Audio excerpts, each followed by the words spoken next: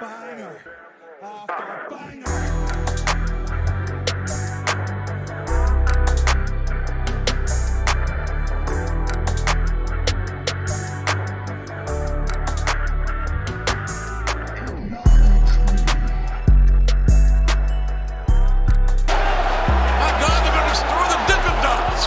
Man, there comes a time in a lot of our lives where you see something, you bear witness to something that's so good that it's really hard to articulate what you just saw. That's how I feel coming out of this week's episode of Dynamite. There was a lot of setup. There was a lot of setup for Forbidden Door, a lot of setup for Collision. Bruh, this was an awesome episode of Dynamite. The wrestling was on point, the setup was on point, the storytelling was on point. There isn't really too much I can complain about. There's only one thing. But other than that, man, this week's episode of Dynamite from Washington, D.C. was awesome. It was an awesome show from top to bottom, beginning to end. On point show. Now, one of the things I kind of sort of will complain about a little bit is the opening match. And before I get into any of that, man, I go by the name of Big Hero Chris. If you're new to the channel, please do me a favor, subscribe, leave a like on the video, ring the notification bell, hit me up on Twitter, hit me up on TikTok, leave some comments in the comment section. Let me know your thoughts on this show. Let me know your thoughts on the build to Collision.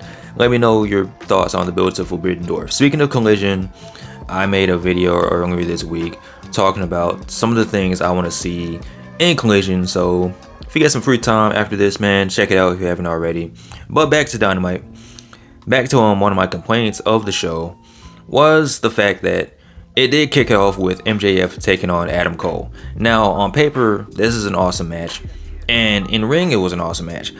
My complaint was the fact that, one, it's one of those championship eliminator matches. And like I said, man, I'm not really too big on eliminator matches. I'm not big on championship contender matches. I don't really care for those because essentially what you have to do is you have to beat the champion in order to get a championship opportunity. And I'm not really too big on those. Like, I feel that if you're going to beat the champion, whether it's the AEW champion, WWE champion, it should be for the title. And if you beat them, you become the champion. That's just my opinion. That's just my thought. And the fact that we kind of got a pay-per-view quality match on free TV, I mean, AEW is big on doing that. But the fact that this could have been a main event of a pay-per-view, whether it was All Out, All In, All Over There, All Over Here, wherever. That being said, this match was awesome. This was a match between Adam Cole and MJF. And there was a lot riding on this match, not just for the championship implications. Adam Cole, man, a lot of people have been talking like, man, is he really him? Is he really that dude in AEW? And Adam Cole did indeed show that, man, he's still that guy. He's mama, there goes that man. Adam Cole is still that dude. Hitman and MJF had an awesome match. I really want to see the rematch. I want to see it for the championship. What had happened was this match went the entire time limit. You're thinking that Adam Cole was going to get the win. The referee counted 1. The referee counted 2. Before he could get to 3, the bell rang. It was a time limit draw, meaning that Adam Cole doesn't get a championship match against MJF. And it was really heartbreaking because you're really invested into what's going on. You're really excited to see these two wrestle, and it ended in a time limit. And honestly, even though I just complained about championship contender matches and all that, I gotta say this was really well done because it does set up the fact that now Adam Cole has to kind of scrap from the bottom and work his way back up to a championship match. So I kind of do like that, even though it's under the whole eliminator rules or whatever. I did like the finish. I did like the match overall. Well, speaking of MJF, somebody who also has an Iron Championship goal laid out a challenge. That man's name is Hiroshi Tanahasi. He laid out the challenge for MJF. He's like, yo, listen, man, last year, me and Moxley almost had him. This year, I want to taste the title again. MJF got word of this. He's like, nah, that ain't happening. I ain't wrestling no Tanahashi. But Tony Khan had other plans. he made the match official. So at Forbidden Door for the AEW Championship, it's gonna be Tanahashi versus MJF. Some pretty entertaining stuff. It's gonna be entertaining to see if MJF can find a way to weasel his way out of this, or if Tony Khan says, listen, if you try to no-show this match, or if you try to no-show this event, you get stripped of the title. So MJF's gonna have to put up a shut up. He's gonna have to wrestle Tanahashi. Most likely he's gonna win, but the match itself should be fine. I kept talking about setup. You had a video package from CM Punk setting up his return to AEW, setting up his return to Chicago, him showing up at AEW Collision, pretty much laying out the fact that he is going to have a match. He's going to participate in a match with FTR taking on the Bullet Club, and he's also got some stuff he wants to get off his chest. So I'm assuming that Collision is going to open up with the CM Punk promo, setting up the main event, but the most important part is it's going to be a CM Punk promo. And he said he's got some stuff to get off his chest, so ain't no telling what old Phil Brooks has to say. I guess this gives us a reason to tune in and check out Collision this week. Speaking of a promo, we had a in-ring promo from Sammy Guevara. We haven't heard anything from Sammy since Double or Nothing. And I can't lie, man. I do like Sammy Guevara better as a heel, but I'm starting to come around to him as a face more. He said that he's got some changes in mind, maybe breaking away from the Jericho Appreciation Society. But before we could really get into what Sammy had to say, Darby Allin came out and he laid out the fact that, listen, man, you don't really need the Jericho Appreciation Society. You can do this on your own. You can be your own man. And of course, you mentioned Chris Jericho. So now Chris Jericho comes out, and now Chris Jericho's like, listen, if you would have gotten in contact with me, called me, asked for my help, you would have been AEW champion. Sammy Guevara responded, if you would have called me, maybe you wouldn't have lost to Adam Cole twice. So now we're setting up the breakup of not necessarily the Jericho Appreciation Society, but maybe Sammy Guevara breaking away from Chris Jericho finally and stepping out on his own, doing his own thing. So I'm not opposed to that. But there was more to this promo. Now you have Chris Jericho talking trash to Sammy Guevara and Darby Allin. Darby Allin's like, listen, this ain't the Sting Appreciation Society. Me and Sting are like equals, man. We're like this. That's like my dad, right? So now Sting comes out. And now next week I'm thinking it's gonna be Chris Jericho and Sammy taking on the team of Darby Allin and Sting. And I'm like, yo, Chris Jericho, you worker, you. Because a couple of days ago he said that nobody wants to see Chris Jericho versus Sting, and I should have known that Chris Jericho had something up his sleeve when he said that, because now we're essentially getting Chris Jericho versus Sting. So yeah, there's that. Another thing that took place was he had Sanada, who is the current IWGP Heavyweight Champion, laying out an open challenge. He said, listen, anyone on the AEW roster, if you want this work, come get it. If you want a shot at the title, come get it. And of course, that championship open challenge was answered by none other than Jungle Boy. So at Forbidden Door is going to be Jungle Boy versus Sanada for the IWGP Championship. And as Jungle Boy accepted the challenge, he said, listen, he had Hook with him, and he was like, listen, Hook, you're my best friend. I want you out there with me at ringside. And I'm like, yo, this man's about to turn heel. I feel like what's going to happen is Hook, I don't know if Jungle Boy is going to lose, and then he blames Hook, and then he turns heel. Because he was acting a little bit out of character. He was kind of acting a little bit more like Christian when Christian was accepting championship matches on behalf of Jurassic Express. So maybe that's starting to rub off on Jungle Boy a little bit. But I feel like that heel turn's coming, and it's going to come at Forbidden Door possibly. So now you got Sanada versus Jungle Boy for the IWGP Championship at Forbidden Door. Ain't nothing wrong with that. So next up we had a 8-man tag between the Mogul Embassy taking on the team of Orange Cassidy, Sting, Darby Allin, and Keith Lee. And this was a pretty fun match, pretty fun tag team match. There were some botches here and there. It was a little shaky during the match, but for the most part, it was fun. The faces ended up winning. Listen, they keep hinting at this whole Swerve and Keith Lee thing.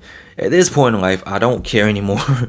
Let's just move on to something else, man. Let Swerve and Keith Lee do something else, because At this point in life, man, there's a difference between long-term storytelling and just taking a long time to tell a story. And that's what we have. We have a long time to tell. We're taking too long to tell the story, and I don't care anymore. Let these two move on to something else. But speaking on moving on to something else, we had Orange Cassidy saying, like, listen, whoever wants the title, you already know how this goes. And it's looking like it's going to be I don't know if it's going to be a triple threat match or a one-on-one match, because you had Zack Sabre Jr. come out, and it looks like he's going to wrestle Orange Cassidy at Forbidden Door. And then you had Daniel Garcia come out and say, listen, I want Shibata. So, like I said, man, it's more set up for Forbidden Door. Amazing setup, amazing build, some amazing matches coming up. Speaking of matches coming up, you had the Ass Boys laying out the challenge for the Hardy Boys. I'm like, alright, cool. So apparently what the Guns are trying to do is they're saying that they're the best brother tag team in AEW. And I guess it kind of makes sense for them to challenge the Hardy Boys, who are the greatest brother tag team of all time. In my opinion, one of the greatest brother tag teams of all time. Even though they're a little up in age, they're a little old. Some people might say washed, but I still love the Hardy Boys. So I'm assuming it's going to be the Ass Boys taking on the Hardy Boys and a brothers versus brother match somewhere in the near future. Okay, so another complaint I had during the show was the fact that we got Wardlow, who is the TNT champion, taking on the hat merchant Jake Hager. And I'm like, bro, I don't care about Jake Hager.